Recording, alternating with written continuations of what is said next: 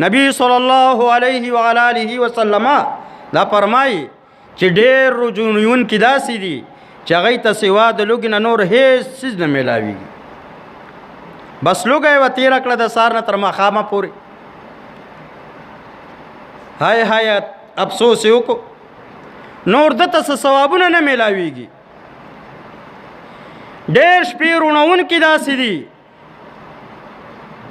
چې هغوی ټوله شپه شوګیره کړه، باسو اسویلو کې تېره کړه، خو د ثواب امید دی نه لري، دته ثواب په دې باندې نه میلاویږي. نو الله رب العزت د هغه روجو او د هغه شپو روڼولو نه موږ تاسو وساتي. هغه روجې او هغه شپې شوګیره کول دی الله رب العزت را نصیب کړي چې د الله رب العزت په د مغفرت وعده ده. په دې روجو باندې د الله رب العزت د طرف نه د بخښنې وعده ده. د اختر په شپه به اعلان کیږي او د اختر د مونځ نه پر او پسای کې به اعلان کیږي چا پوره روجې نیسلې دي، پرهیزونه یې پکې کړي دي، هغه کس ته معپورین بخښلي شوي دا واپس شي، د هغوی بخښنه وشوه. فرښتې به ورسره لاسونه میلاوئ.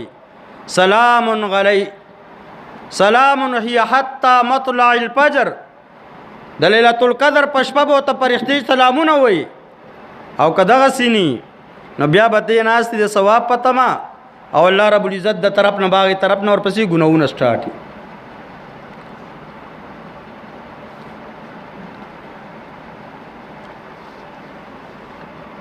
یو بل عامه ګناه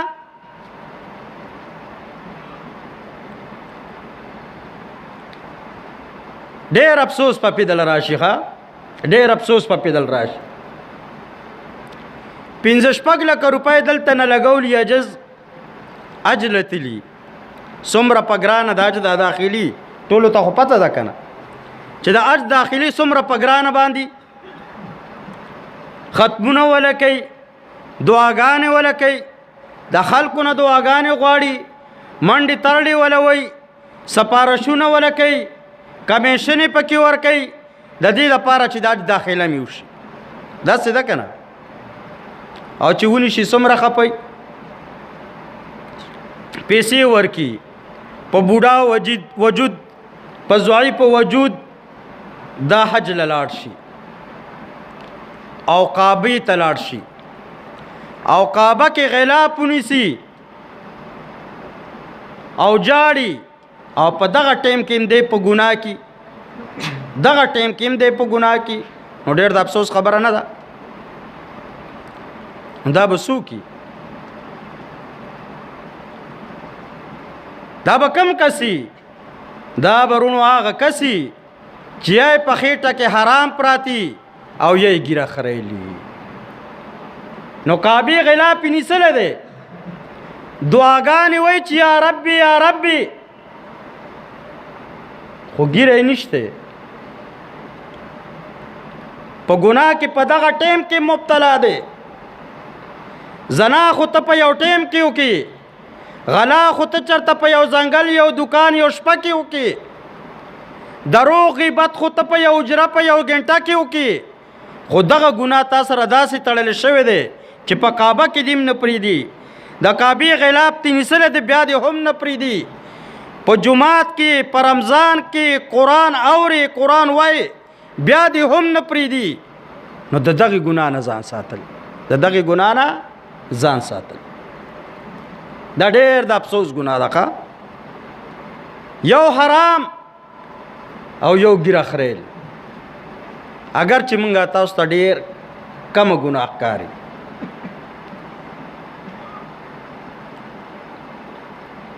په اعتبار د حقارت سره زه ګورې دا خبره تاسو ته نه کوم چې رګنې د چاګیري نشته دا سپک خلک ته نه، دا د وجې د خفګان نه په تاسو باندې، د وجې د خفګان نه او د وجې د افسوس نه په تاسو باندې چې دومره محنت وکړي، دومره ټوله ورځ روژه ونیسي، ټوله شپه قرآن ته ناستي، دومره خرچي وکړي، حجونو له لاړ شي، او هغه کعبه کې هغه غلاف نیسلې سړی بیا هم ګناهګار دی. او دا دوه ګناهونه د سړي نه جدا کېږي نه، دا دوه ګناهونه د سړي نه جدا کېږي نه. دا مخ چا د ځان نه لرې کې خود دې چې ته دا مخ په لرې کم دی ځای کې زموس کوم، دا مخ دا چمړه به لرې کم کور به پرېږدم اجلزمه چې دا ګناه خو را سره نه که نه. مخکې به مشران چې جومات ته راتلل دا نسوار سګرټ په سپلو کې کېښودل، هغه ګناه به یې د ځان نه لر کړه. داسې وکړه نه، نو دا ګناه به ته د ځان نه کم ځای ږدي پیره، دا به څه تک دی. دا خېټې ته چې د آرام غورځولي دي، دا خېټه دا لرې به د ځان نه چېرته لرې ږدي. نبی صلی الله علیه وسلم فرمایي چا په 10 درهمه باندې یو جوړه واغسته، یو صادر واغسته، یو کپړه واغسته، 9 درهمه پکې حلالو، 1 درهم پکې حرامو، هم په دغه جوړه باندې د مونځ نه قبلیږي. دا ټوله د حرام په حکم کې ده، دا ټوله د حرام په حکم کې ده. نو الله رب العزت موږ تاسو دغه ګناهونو نو ساتي. دا میاش الله رب العزت موږ تاسو لا د پایدې د پار را لګلې ده. دا جازونه چې د خلکو جوړ کړي دي پایدې له جوړ کړي دي کنه، خو چې خیال یې ونه ساتي نو بیا نقصان څنګه. دا سې دا میاش د رمضان مبارک الله رب العزت موږ تاسو پایدې د پاره ګرځولې ده. څنګه د پایدې د پاره ده؟ الله رب العزت فرمای الصوم لی وانا اجزا به، دا روزه زما د پاره دی بندنی سلی ده، د دې بدله زیم. الله رب العزت وی د دې بدله زیم. صحیح روزه دی ونی سلا، د دې په بدله کې تعالی الله رب العزت ځان درکې د خدای نیک بخته. تاسو داسې کم قیمته شی مګڼه.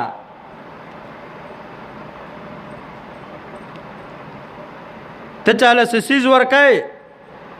د دې د پاره چې دا کس زما شي، الله رب العزت وی دا روزه دی ونی سره په دې د تز ځان در کوم ځان. دا د دې فائدہ د فضیلت. نو چې الله رب العزت چاته په دې ملاویږي، دا دې ځای کې لارو کوڅو کې زمونږ استاسو دا رشتہ داران خپلوان پردي وزیر یا ایمنه ایم پی چرته ممبر وغیرہ هغه د پاره مونږه تاسو څومره چمچه کیږو د دې د پاره چې په کار مې راشي کی چې څوک هغه ته مرداباد او دا مونږ چې چاله منډي او هغه ته زنده‌باد داسې ده کنه. د دې د پاره چې دې زما شي ګوره خلک ته تسپک ګوري ښا وې دا څه چمچه توپ کوي سړیا زنده‌باد وته کوي سپلای وته خو دې خوا کوي صادر ولا خو دې خوا کوي خو تا ته ځان پاغي کی زدار ښکاری. د دې د پاره چې دا سړی زما شي دا سړی زما په کار راشي. اگر کته د خلکو په نظر کې سپکی تاغي ته نه ګوري خو تخپل پایدې ته ګوري. همدغه سي الله رب العزت موږ داسې جوړ کی هغه روزه دی الله رب العزت را نصیب کی چې کله خلکو په نظر کې کسپکیو نسپکتیو خو چې الله رب العزت زمونږ شي، چې الله رب العزت دا زمونږ شي. نو الله رب العزت فرمایي الصوم لی وانا اجزا به، دا روزه زما د پاره ده او د دې په بدله کې ز خپل ځان ورکوم تاسو له.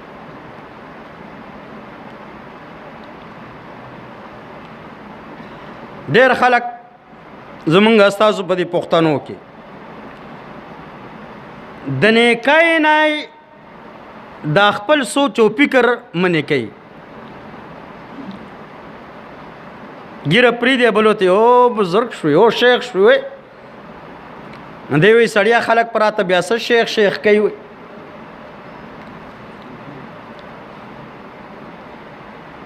یو ملګری هغه ته مې دا ګیره پریدا او دا ما سره خون نه کوي. ما ستا د خون سره څه کار دی؟ ته په خون او په نه خون څه کوي؟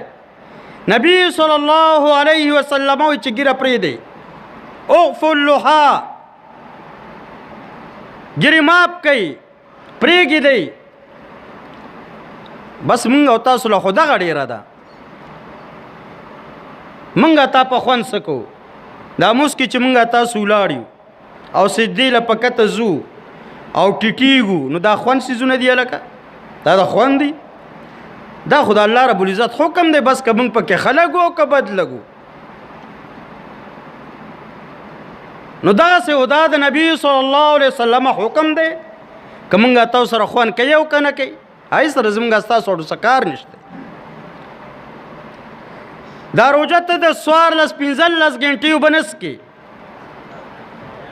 نو دا د خوان شی دی نه دا د حکم شی دی الله رب العزت ویونی سي بس موږ پکې خوندونه نه الو نو خوان ته به موږ تاسو نه ګورو زمونږ تاسو د پاره خوان هغه دی چې د الله رب العزت په خبره عمل د نبی صلی الله علیه و آله وسلم په خبره باندې عمل دا زمونږ تاسو د پاره د خوان صحیح ده کنه ان شاء الله نو الله رب العزت فرمایي چې دا روزه زما د پاره تا نسلې ده او د دې روزي بدله به تعالی د دې په بدله کې به زه تعالی خپل ځان درکوم بل روایت کوي چې د دې بدله به زه په خپل ورکوم په دې روزو کې یو شپه ده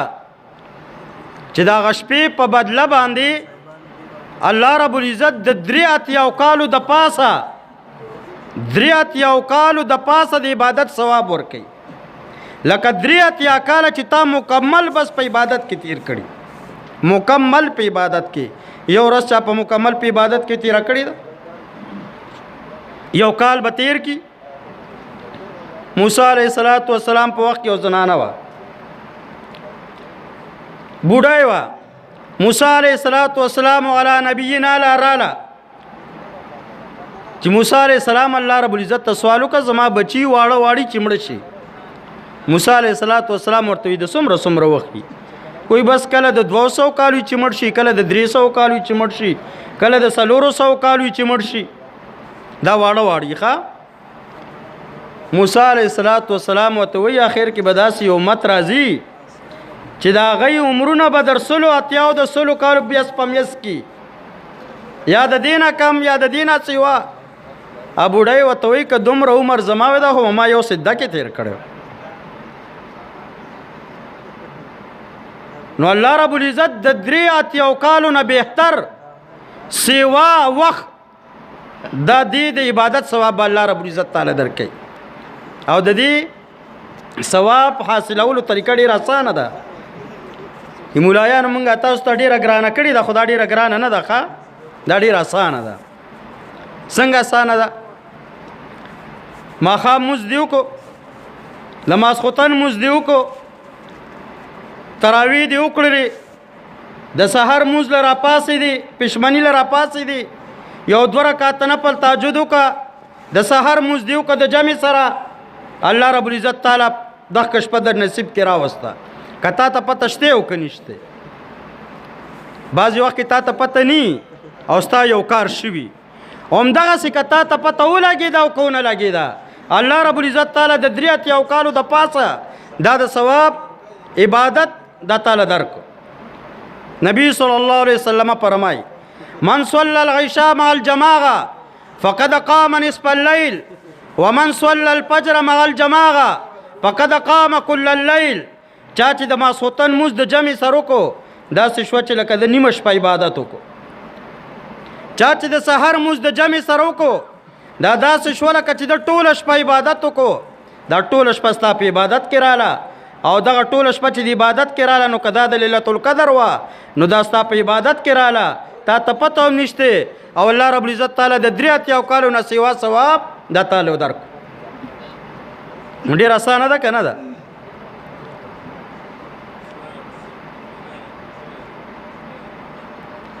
تهجد بعض بزرگانو پنیز خو تهجد ډیر ګران شي دی خو د بعض اولیاء الله پنیز باندې چې خلق تنه محروم نشي نو دا ډیر آسان شي دی بعض وی چې تهجد دا هغه ته وی چې وده بشي دو خوب نرستو چې راپاسي بیا به تهجد نپلونه کوي دا غي نرستو بور پسې وی تر کوي دغه ته تهجد وای کنه نو تهجد نه دی بهتره خبره ده که څوک دغسې کولی شي ډېره بهتره ده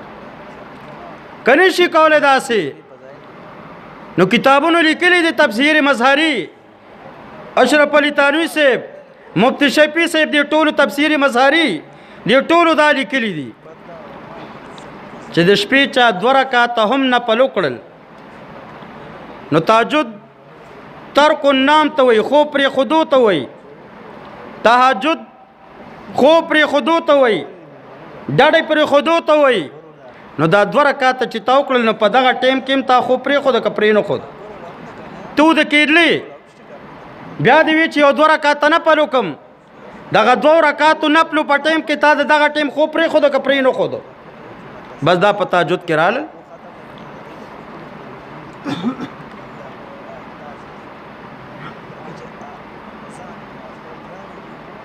نو دغه 2 رکعاته نفل تو کا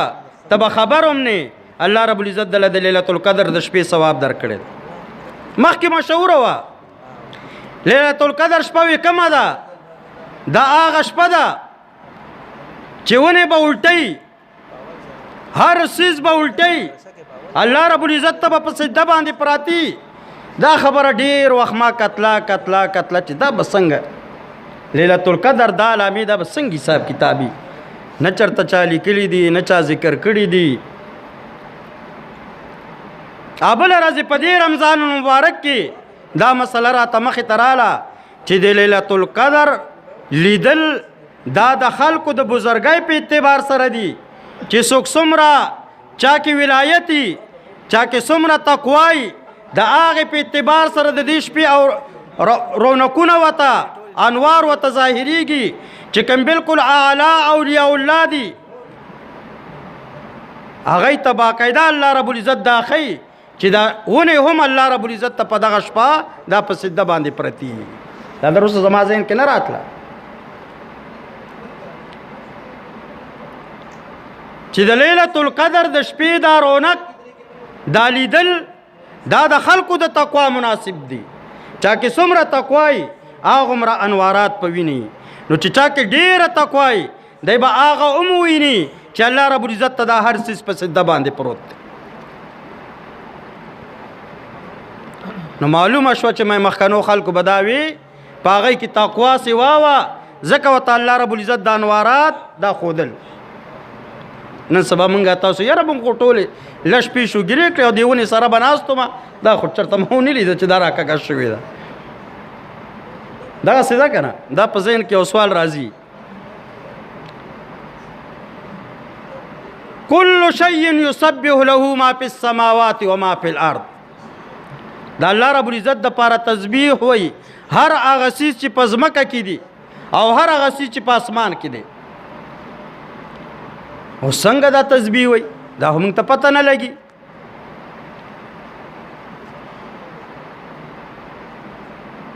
نو یو متقي د دې سوال وکړه چې یا الله ته دا ماته ظاهره کړي چې دا هر څیز تسبیح کوي الله رب العزت ورته ظاهره کړه چې به ناستو دې لرګي دا لرګی چې دی دا هم تسبیح وایي د دې نه به یې واورېدل چې الله سبحان الله الحمدلله الله اکبر دی به هم دا وي ګټې به هم دا وي چې په ځمکه به کېناسته هغوی به هم دا وي نو چې اوس دا ځمکه تسبیح وایي نو ته بیا په دې کېناستی شې لکه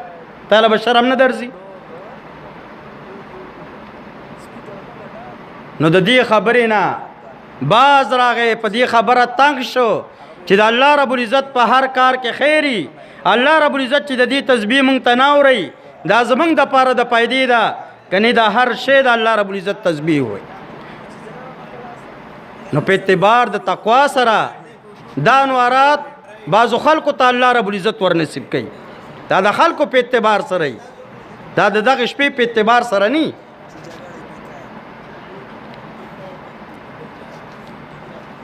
یا یو بل متقیو پرهیزګاره کس و هغه سوال وکړو چې یا الله کوم امتحان په ما باندې راځي کم مصیبت په ما باندې راځي یا الله تا هغه ماته لږ مخکې ښی چې زه هغې ته ذهناً تیار یم موږ تاسو نن ځان ذهناً ډېر څیزونو ته تیار وو موږ یاره تیار ورته نو دا مسله را باندې راله دې ته زه د مخکې نه تیار وم چې دا مسلې به پکې راځي ذهناً خلک وایي ځان تیار ساته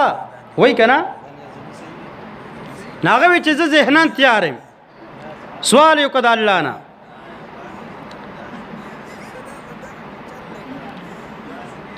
چې سوال یې وکړو سوال یې قبول شو په کور کې ورکره بیزه وه د شپې خوب ولیدو چې بله ورځ به دې دا بیزه مړېږي چې دی سهار را پاڅېدلی دی وختي زوی پاسولی دی چې شاباله بیزه لر کوه د کور او باسه زر خرڅوه دا به مړېږي شاباله زر زوی یې لر کړې ده بوتلې ده خرڅه کړې ده هفته پس بیا خوب ویني چې دا غوا به د سبا بله ورځ مړېږي دی را پاڅېدلی دی زوی ته وایي چې شاباله غوا د کور او باسه چې په هر څو باندې ځي خو مړېږي لر کوه یې زوی یې تللی دی غوا یې خرڅه کړې ده چې بله شپه شوه خوب یې ولیده چې پلار به دې مړېږي دی وایي چې اوس به څه کوم بیا ورته الله رب العزت وښودل چې دغه بیزه د مرګ دا ستا د غوا د مصیبت نه د بچ کېدو ذریعه وه خو تا هغه د کوره وباسله لرې دې کړه نو د غوا مصیبت در باندې راغی غټ مصیبت در باندې راغی که دغه د نه قبول شوی وی دغه د نه الله رب العزت دا وړوکې مصیبت در باندې راوستی وی د دې غټ مصیبت نه به بچ شوی وی تا غم لرې کړ ختم دې کړ نو غټ مصیبت چې در باندې راغی بیا د هغې نه د خلاصې بل شی خو نو دا هر څه چې الله رب العزت پټ ساتلی دي په دې کې حکمت دی په دې کې زمونږ او ستاسو خیر دی نو که مونږ تاسو ته لږ وړوکې مصیبت را رسي دا مو وایه چې دا ولې راورسېدو د دې په وجه د الله رب العزت یو غټ مصیبت دفع کوي یو غټ مصیبت د نه لرې کوي نو په ډېرو څیزونو په ښکاره کې دا خبره مې دا دوه واقعې مې درته د دې په باره کې ووایي چې لیلة القدر د انوارات د خلکو د تقوا په حیثیت سره دي د خلکو د تقوا په اعتباراتو سره دي نه دا چې ګنې هر للو پلو به وویني چې دا بیره الټه پرته ده هر څوک پینې نه هغې مطابق ځان کې دننه تقوا پیدا کول دي نو الله رب العزت موږ تاسو ته هغه تقوا هم را نصیب کړي خو کوم ونه لیده نو به هغې هم رمونږ کې تقوا نه نور موږ تاسو به خبر نیو الله رب العزت په د 83 کالو د ثواب نه سوا عبادت د الله رب العزت موږ تاسو په عمل نامه کې لیکلي که دا لغوندې اعمال هم موږ تاسو کوو الله رب العزت په موږ تاسو ټولو ته د عمل کولو توفیق راکړي د هغه رجوع په باندې چې الله رب العزت په خپل رضا نصیب کړي مغفرت په د سړی نصیب کړي الله رب العزت د مور او پلار مرد هغې نه راولي چې در څو پورې په الله رب العزت مونږ تاسو ته مغفرت او بخښنه نه نصیب کړي او تر هغې پورې دی الله رب العزت مونږ تاسو دا محفل نه پاسئ په کم محفل کې چې مونږ تاسو په حضور مبارک درود نه ویلي کنه دا ټول تباهی دی بیا واخر دعوانا الحمد لله رب العالمین یو ټولو جماعتونو کې دا ترتیب وچلېده چې ختم وشي بیا سیروزو لځي در هغې پورې دا ختم نیمګړی پاتې کېدو مستقل سنتو خلک کوئی سنت ته سپک ورته وګوري خو نه دا داسې سنت دی چې دا په کال کې بس هم دا یو ځل دی بعضې سنتونه یې هغه په کال کې بیا بیا راځي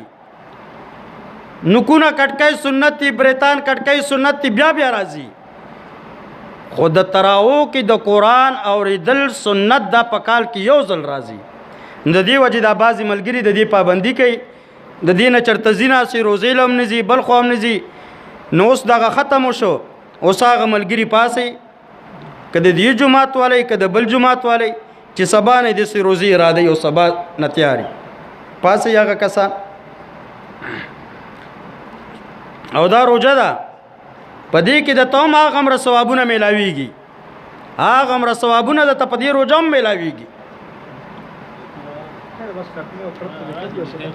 کمرګي تیار ان شاء الله ګودرګي خیر سلام خلک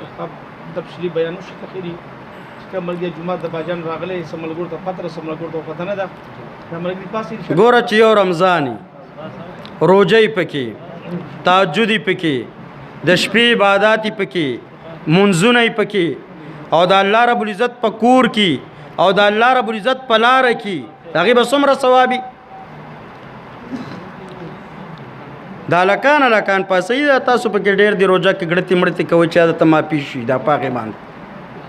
مشران بزرگان پری دی دا خاصم مشران بزرگان دي بس